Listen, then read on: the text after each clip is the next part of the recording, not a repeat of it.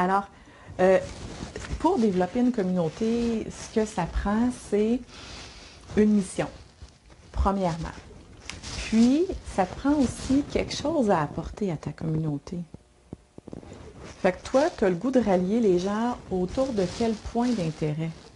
OK, parfait. Puis, qu'est-ce que tu as déjà sur Facebook? Puis, il y a d'autres façons de développer des communautés. On va commencer avec Facebook. Parfait.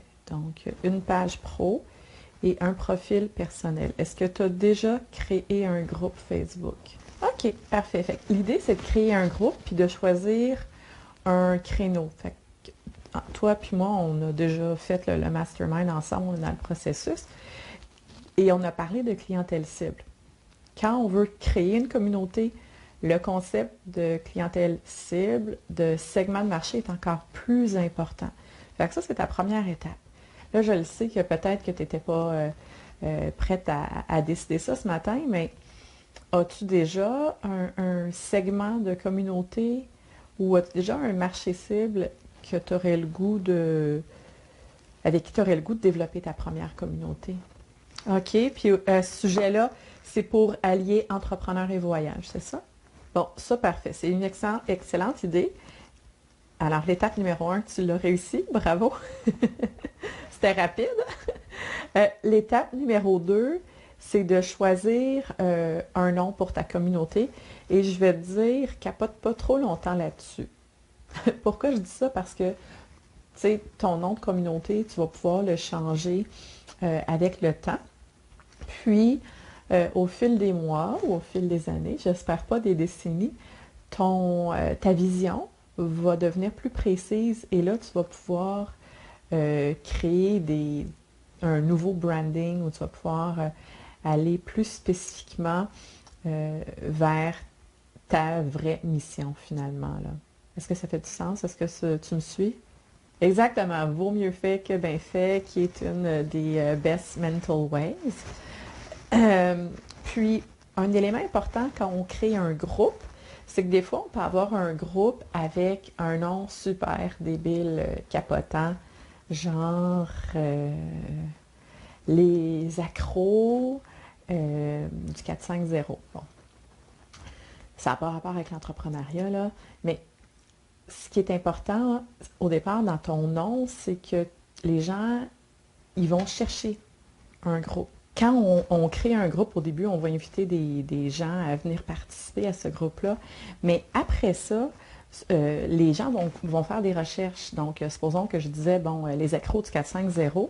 OK, c'est cool, 450, mais est-ce que les gens, c'est vraiment ça qu'ils vont chercher dans la barre de recherche? Est-ce qu'ils vont chercher, supposons, plus Montérégie ou Rive-Nord? Parce qu'encore une fois, 450, c'est les deux rives, tu sais.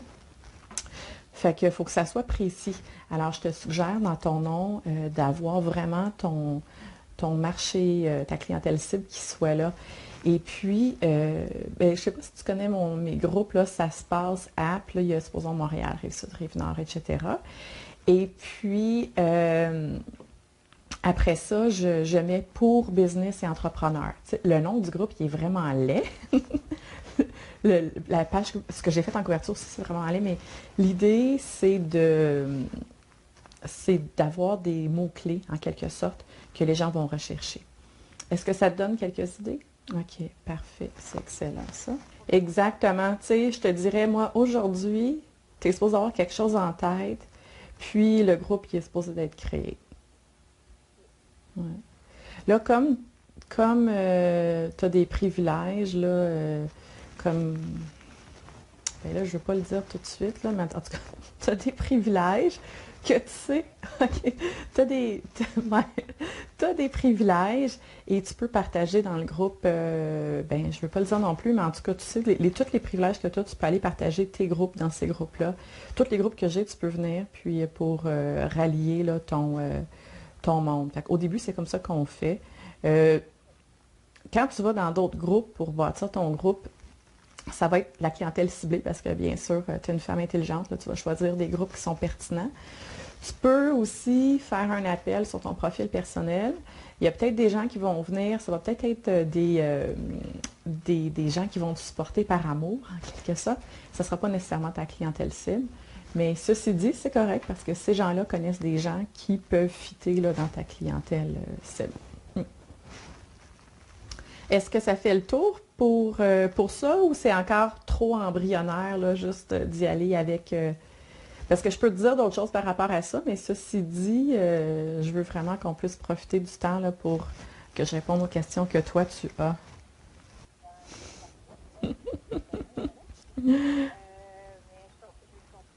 OK, parfait. Exactement, c'est brillant ça. Des fois, c'est correct de laisser. En fait, quand tu vas avoir besoin de vendre une assurance, si tu es capable de le faire, tu vas le faire toi-même. Là. Ça t'enlève absolument rien. Au contraire, ça fait de la synergie puis c'est puissant. Là. C'est une très bonne idée.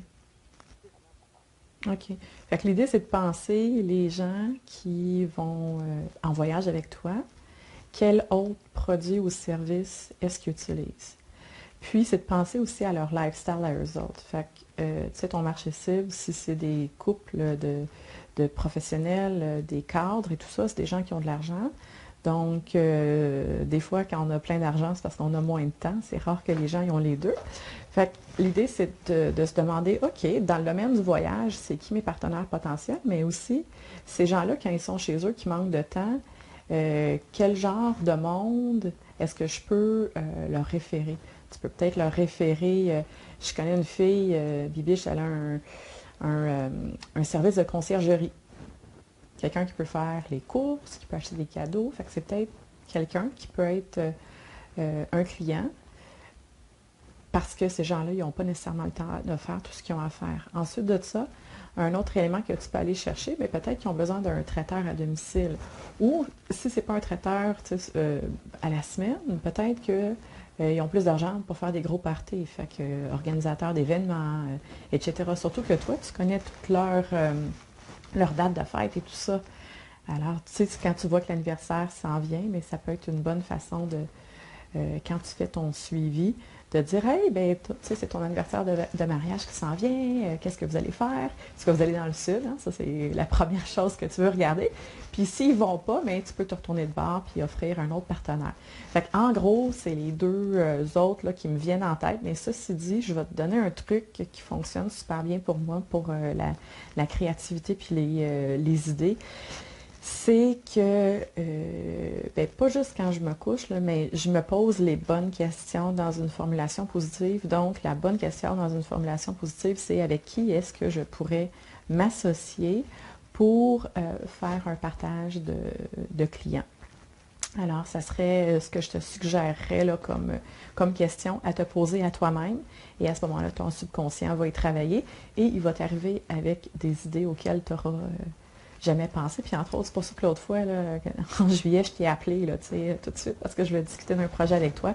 Je m'étais posé une question, puis l'inspiration est venue par la suite. Exact. Est-ce que ça t'aide?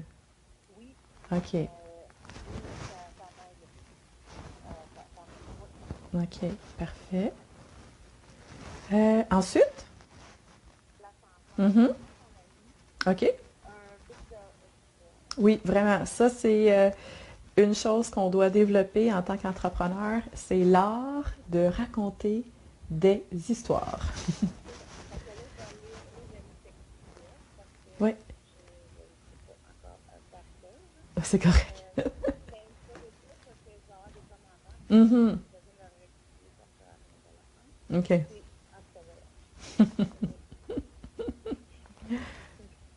C'est bon. Fait, j'aime vraiment le concept de ton histoire. C'est génial. Alors, toi, je te dirais l'essence. Maintenant, ce qu'il faut faire, c'est transformer ton histoire pour qu'elle soit vibrante. Comment on fait pour faire une histoire qui est vibrante? Tu peux ajouter un nom. Ça n'a pas besoin d'être le nom de la vraie personne. Puis quand tu es en train de faire ton pitch de l'ascenseur, que ce soit dans une rencontre de réseautage ou quand tu es en train de parler avec quelqu'un, supposons que tu dis son nom, tu vas dire Ginette, puis là tu vas faire des guillemets avec tes doigts. Fait que là, ton ou tes interlocuteurs vont comprendre que c'est pas son vrai nom. Mais ce qui est le fun, c'est que les gens, ils vont commencer à avoir une idée. Souvent, ce qu'on va faire, c'est qu'on va On va décrire comme si on était une revue IKEA. Mais ce qu'il faut faire, c'est pas le texte de la revue IKEA, c'est l'image de la revue IKEA.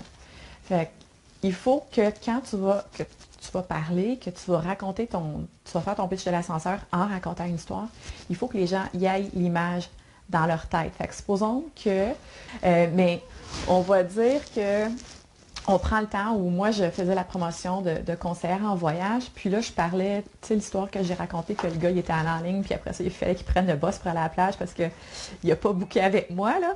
Mais tu sais, supposons que je raconte cette histoire-là, puis je vais dire Pierre m'a appelé pour un voyage. Puis, c'est le genre de gars qui aime bien gros être sur l'ordinateur. Tu sais, là, les cheveux courts, des petites lunettes, puis le chandail de geek. Fait que là, est-ce que tu vois que je viens de mettre un portrait sur le gars?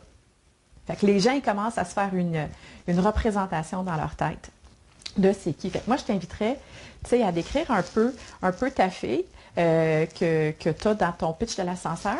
Puis, après ça, à la fin, t'expliques, elle, qu'est-ce qui est arrivé. Puis là, pour être parce que, veux pas, quand on est en marketing, on veut faire travailler les émotions. C'est super important, les émotions. Fait que là, ce que je te suggère peut-être, c'est de dire, ben toi, hein, t'interpelles les gens, puis ils vont dire, oh boy, elle me parle à moi, tu sais, fait qu'ils vont écouter. Mais toi, est-ce que tu as le goût de perdre ton temps à trouver à chercher tes voyages toi-même, puis perdre un gros contrat, comme l'a fait, puis là tu redis son nom, Suzy, ou est-ce que tu veux apprendre des erreurs de Suzy, puis juste m'appeler directement? À toi de décider, tu sais. Fait que ça serait juste le twist. Fait que tu as tout ce qu'il faut dans ton histoire. Je l'aime, puis là, c'est de la rendre vivante. Est-ce que ça t'aide? OK. Oui, oui, oui. Ah oui. C'est vraiment bon. Puis ça, c'est la maîtrise. Il y a 3 types de pitch de l'ascenseur que je présente en atelier. Créer un pitch de l'ascenseur accrocheur, puis raconter une histoire, c'en est une. Ouais. Ah oui, OK, parfait. Tu peux peut-être y aller avec une autre question. Mais toi, tu es chanceuse parce que tu as accès à moi à tout le temps, tu sais. Mais tu sais, ce qu'on fera là, quand j'arrêterai le live à la fin, je retournerai dans mon bureau, puis je prendrai mon agenda, puis on pourra se planifier une date la semaine prochaine ou la semaine d'après. Je fais des appels avec les gens de mon équipe là, toutes les semaines, comme ça, puis ça peut être avec leur Business Connect, c'est correct. Oui? Ah, OK. Yay! Mais c'est correct. Ben oui, c'est 100%. Fait que là, on parle d'Instagram, c'est 100% dans les hashtags. Je peux prendre le temps de te répondre tout de suite. Ceci dit, quelqu'un m'a demandé une question similaire. Comment est-ce qu'on fait pour que sur Instagram, nos publications soient dans les meilleures publications? Je vais faire une vidéo pour ça. Je pense pas que je vais la faire live, mais il va y avoir du partage d'écran et tout ça. Fait que je peux te répondre tout de suite, ou si tu veux, tu peux prendre le temps qu'on a pour me poser une autre question. Puis après ça, voir là, ce que je partagerai là, éventuellement sur Instagram. Ouais. OK, merci. Tu es multipotentialiste, c'est comme ça qu'on appelle ça. L'impression de manquer du temps. Oui. Super. Alors, tu parlais de cerveau externe, tu parlais de multipotentialisme, tu parlais aussi de temps. Tu as l'impression de manquer de temps. Oui. Je suis 100% papier. Ouais. Ah, ben, excellente question. Hier soir, je m'en allais chez des amis et à 7 heures, j'avais un rendez-vous avec quelqu'un dans mon équipe, un rendez-vous téléphonique. J'ai apporté mon agenda, j'ai apporté mon cahier d'équipe, j'ai apporté mon téléphone et j'avais tout ce qu'il fallait. Et puis, tu sais, si jamais j'avais... ben, en fait, ça m'est arrivé hier. Quand je suis sur la route, j'aime ça optimiser mon temps quand c'est mon mari qui conduit pour faire mes réseaux sociaux. Et c'est pendant que j'étais sur la route que quelqu'un m'a parlé d'Instagram puis que j'ai dit oui, je vais faire une formation. Et ce matin, je suis revenue dans mon bureau puis j'étais c'est qui voulait quoi puis je me souvenais pas. Bon, quand c'est pour des choses où est-ce qu'on peut oublier dans ce temps-là, des fois je texte mon mari, tu sais, pour me laisser des notes. Mais sinon, c'est de trouver une façon pour toi, tu sais, soit d'avoir sur ton téléphone, tu as peut-être une place pour mettre des notes, ou sinon tu peux avoir un cahier juste juste de bric-à-brac. Fait que là, tu mets tes idées, puis après ça, tes transferts. Moi, je fonctionne avec beaucoup de cahiers. J'en ai un pour Instagram, un pour Facebook, un pour ma boutique en ligne. J'en ai un pour les vidéos que j'écoute, j'en ai un pour les livres que j'écoute. Je suis accro au cahier à 19 cents là, chez Jean Coutu. Et fait que, tu sais, tu peux avoir aussi un cahier fourre-tout, puis après ça, quand tu reviens chez vous, tu peux te transférer. Mais l'idée, c'est qu'il n'y a pas de façon là, qui va. Il faut que ça aille avec toi. Tu sais. Moi, je suis comme ça. Moi, je suis papier, je suis kinesthésique. J'aime ça toucher. Fait qu'il faut que tu trouves une façon qui est bonne pour toi. Ouais. OK. OK. Puis c'est papier comment? C'est le papier dans un cahier ou c'est le papier sur une feuille lousse? OK, fait que c'est dans un cahier. Ouais. Je te comprends. Moi, ce que j'aime, là, c'est nouveau, parce que c'était juste comme il y a 2 semaines qu'il y a eu la vente chez Jean Coutu, puis je n'ai acheté plein. Ça serait vraiment d'avoir un cahier ou un dossier par sujet. Comme ça, quand tu sais que tu veux travailler là-dessus, sur un sujet en particulier, tu le sors. Moi, quand j'appelle à la Corpic ou que je sais que j'ai un suivi à faire avec un locataire, je sors mon cahier d'immobilier. Fait que tout est super bien classé, même si c'est en papier. Et puis, c'est comme ça que je me retrouve. Là, ouais. OK. Fait que ta dernière question? Ben oui, oui, exactement. Puis c'est ça vraiment que les gens veulent savoir. Hein. C'est pas juste avoir de la visibilité qu'ils veulent, c'est que le prospect devienne un client. Comment est-ce qu'on fait ça? Ben, je suis contente que tu m'as dit que tu m'as posé la question plusieurs fois. Ça veut dire que je peux donner la même réponse que d'habitude. L'idée, c'est de sortir les gens des réseaux sociaux. Exactement. Oui, t'es vraiment bonne. Fait que c'est comme ça qu'on fait. Ouais, fait que c'est comme ça qu'on fait. Puis tu l'avais déjà créé. Ça, tu as créé ton formulaire. Ça aussi, c'est excellent. Et puis, ben, l'idée, c'est de... Tu n'as pas besoin... Encore une fois, hein, tu connais là, la BMW qui dit « Mieux vaut fait que parfait ». Ici, c'est la même chose. Des fois, on se dit, ben là, si je crée une infolettre ou un mailing list ou quoi que ce soit, dès que j'ai un courriel, il faut que je fasse quelque chose avec. Ben non. Tu sais, oui, dans un monde idéal, mais il n'y a pas de règle qui dit ça, là, tu sais. Puis, la personne, elle recevra le courriel, là, quand elle le recevra. Moi, je suis le genre de personne qui se met vraiment pas de pression. Fait que, invite des gens à aller sur ta liste, puis... comment on fait pour inviter les gens sur notre liste? Il y a plusieurs façons, mais une, c'est que quand tu parles avec quelqu'un, puis que ce soit quand il n'y a pas de vente, ben, tu invites la personne à dire « Hey, écoute, est-ce que tu me permets de t'ajouter à ma liste de diffusion? Comme ça, tu vas rester au courant de ce qui se passe dans le domaine du voyage. » Fait qu'à chaque fois, on offre l'occasion aux gens de venir sur notre liste. Quand tu le partages sur ta page, c'est différent. Donc, quand tu es en train de parler avec quelqu'un en privé, tu es en mode prospection 1 à 1, c'est ciblé, il y a une relation. Quand tu le partages sur ta page, tu es en mode marketing. Tu t'adresses à plein de monde. Alors là, si tu es en mode marketing, je ne vais pas te donner mon courriel juste comme ça. Si on s'est parlé et que je t'aime, qu'on a une relation, oui, je vais être ouverte à te donner mon courriel. Et sur ta page, pour que je te donne mon courriel, il faut que tu me donnes quelque chose en retour et c'est là que ça nous ramène au cadeau. Exactement. Donc, présentement, je travaille avec quelqu'un. Elle est dans le domaine de Tupperware, puis elle est en train de travailler sur 7 trucs X. Fait que là, elle écrit ces 7 trucs. Fait qu'un premier jet. Puis là, dans le deuxième jet, on est, mais là c'est comme si là, c'était un texte écrit, là, c'est pas ça qu'on veut. Hein. On veut ajouter ta voix à toi. Fait qu'on y va par étapes. Du moment où tu auras un cadeau, ça va me faire plaisir de le réviser avec toi pour qu'il soit à ton image, puis pour garder la cohérence entre quand quelqu'un te voit sur Facebook, puis quand quelqu'un te lit via courriel et quand quelqu'un te parle au téléphone ou te rencontre en personne. Oui, oui, exactement, exactement. Mais en fait, tu sais, il dit exactement. Ce que je te partage, c'est moi, comment je fonctionne. Puis, comme je le dis souvent, crois absolument rien de ce que je dis. Fais tes recherches, fais tes tests. Le marketing, c'est un art, pas une science. Là. Donc, quand je dis exactement, c'est pas parce que c'est la vérité, la vraie vérité. C'est parce que c'est la façon qui fonctionne pour moi puis qui fonctionne aussi pour les clients avec qui je travaille. Alors, on arrive sur la fin, ma chère. Alors, dis-moi, qu'est-ce que tu as aimé de l'appel? Oui, comment transformer un prospect en acheteur, là, oui. Excellent. Mais, hein.